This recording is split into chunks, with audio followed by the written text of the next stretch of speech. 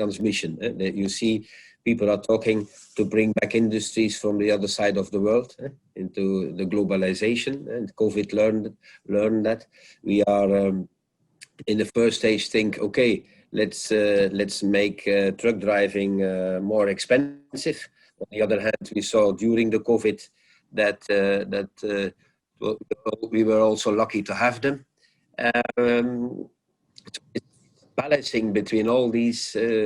I still think the EU should be a sort of neutral referee, but as a lot of things happen, they start on the working floor. They start with the shippers. They start with forwarders. So the cargo is normally looking his own and cheapest way to reach the clients or other markets. But it's a big and a huge challenge, and we will earn it step by step. But it all comes back again to the cost. Maybe corporate, big global players, they also take 5% extra because they want to be green. But as we are rather here, the industries is rather a lot of smaller industries in Belgium. They really look at costs, and then we need to be creative again. So we saw the big container carriers fighting out the sea war. This is finished. That is almost finished. There will be more mergers in the future. And now, as Peter said, they suddenly look into rail, and this is not because they are environmental friendly. This is what the battle on the land has still to be fought to have bigger shares. But it creates an opportunity for all of us. So if there is a need, an economically need suddenly, which leads also maybe to an environmental benefit. So everything goes hand in hand, and that's why it's such a huge challenge for all of us. I remember Peter Larose, you mentioned once you have the economy of scale, the huge quantities of cargo, then you can influence, and then you are more flexible to organize your logistic chain. That's what you said.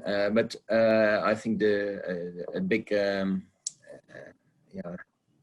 point of influence of the European Union is to organize all modes of transport in such a way that with software, that the amount of slack in the system will be reduced, and all the infrastructure is available for many forwarders and receivers, and not only a few big, but many small, and it's possible with the software of today.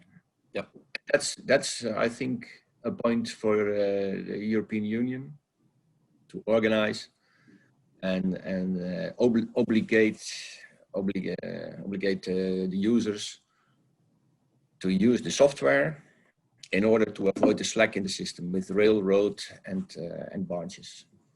And then you can optimize and have a lot of gain in the system. A lot of capacity is still hidden.